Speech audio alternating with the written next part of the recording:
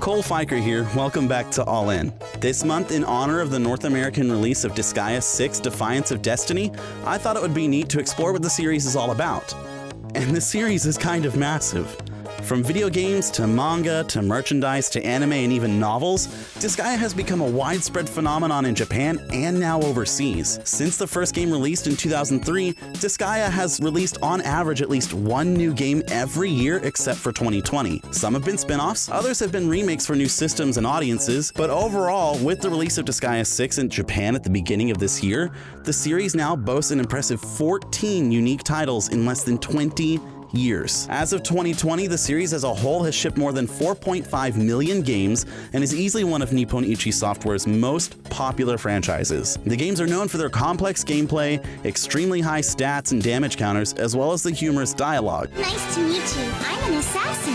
Oops, I wasn't supposed to say that. Something you may not expect from this style of turn-based tactical RPG. The main characters consist of cynical, power-hungry anti-heroes who are forced to fight alongside sidekicks, and the games take place in the Netherworld, which is a parallel universe where demons live. There's also the heavenly realm of Celestia and the technologically advanced human realm. Neither purely good or purely evil, inhabitants of the Netherworld and Celestia possess human-like qualities, but are swayed far more towards either moral extreme. Disgaea 4 explains that both worlds are dependent on the energy from the human world for survival, and that if humans begin to fear themselves more than they fear monsters or demons, the Netherworld will fall apart. But what about the gameplay? What's that like? Each Disgaea has several missions or episodes the player selects from a central hub where they can also manage their party, equipment, healing, replaying completed missions, etc., etc. Typical JRPG stuff. In the missions, the battles are laid out on isometric grid-based boards with varying heights. And then I mentioned that this is a tactical RPG.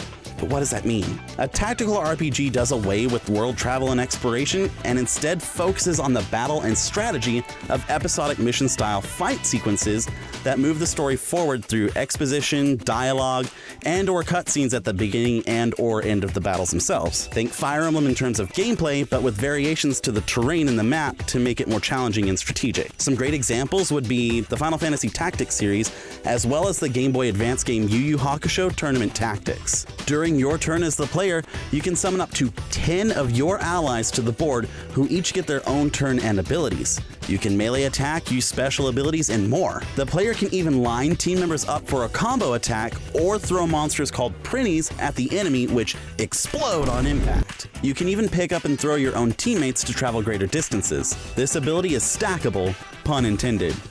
To the point you can pick up characters that are already holding other characters to get one player across the map in a single turn. This mechanic of throwing characters was developed as a, quote, strong and unique aspect of gameplay that would attract players. Some maps also have special spaces called geosymbols that have different bonus or penalty effects based on their color. Once you've beaten a Disgaea game, go ahead and replay it in New Game Plus, keeping all your stats, levels, equipment, everything, and claw your way to that max character level of 9,999.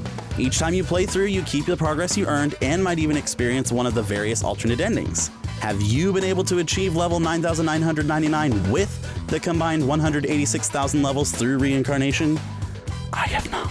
When the original Disgaea was developed, Sohei Nikawa and Yoshitsuna Kobayashi, the game's producer and main programmer, described the humor as a parody of American comic book heroes, and even went so far as to parody anime within the progression of the story by having each episode end with a preview of what was to come next. These scenes were often narrated by a character named Etna, though her descriptions would not in any way reflect the actual plot of what came next, to the point other characters called these previews Etna's fantasies. Disgaea also showcases some amazing 2D artwork with its character sprites. The reason for the characters being kept in this style and the development team not bringing them into the third dimension is because they believed 3D modeling limits the range of movement and hinders the expressiveness of those characters. So, to make them as over the top as they are now and continue to be, 2D is what allows them to get those results. So far, each mainline game has also seen the reappearance of certain playable characters like Laharl, Etna, Flone, and the Printies. The Printies have proved so popular, NIS has made them the official mascot of the series, featuring them in just about every marketing scheme they come up with, including giving them their own series of spin-off games called Printy. The Printies are known for saying "dude" at the end of all their sentences, but as it turns out, it's required of them. Here we go, dude! They are created when a human who has led a worthless life or committed a mortal sin dies, leading to their soul being sewn into the body of what looks like a penguin with 2 tiny bat wings, 2 peg legs, and wearing a small pouch. They're forced into servitude in Celestia and the Netherworld, where they work towards being reincarnated after either doing enough good deeds or earning enough money to buy their way out, respectively. They explode when thrown in battle because the human soul inside them is so unstable, the jostling causes that reaction. Each mainline game story revolves in some way around the protagonist needing to defeat or overthrow the overlord or governing body of that game's respective netherworld. Whether it's to break a curse, become as powerful as possible, reclaim their rightful place as ruler after unintentionally oversleeping for about 2 years, or getting revenge on their father for destroying their gaming systems, me too though, the games do not disappoint with their absurd storylines and humor, difficult battles, challenging gameplay, and excellent motivation to replay them again and again to hit that max level of 9,999. Only this time around, that max level will top out at 99,999,999, which is, you know,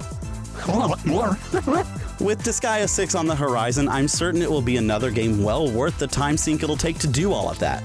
And since the series as a whole has had the vast majority of fan reviews shining a positive and bright light on it, I can confidently say that if you like a challenge, like replayability, and like turn-based tactical RPGs, then this is definitely a game for you. Be sure you go to GameStop.com or speak to a guest advisor at your local GameStop store to get your copy. Disgaea 6 Defiance of Destiny releases for the Nintendo Switch on June 29th, 2021. As always, if you've enjoyed what I've brought to you this month, you can follow me on Twitter, Twitch, and now Instagram at Lord Azria. You can also find me over on Twitch at twitch.tv/the_retrocade, streaming retro games with my co-host Kiba Walker. Don't forget there are also plenty more videos like this one over on the GameStop YouTube channel. Just look for All In. Until next time, I've been Cole Feuchter, and this has been All In. See ya!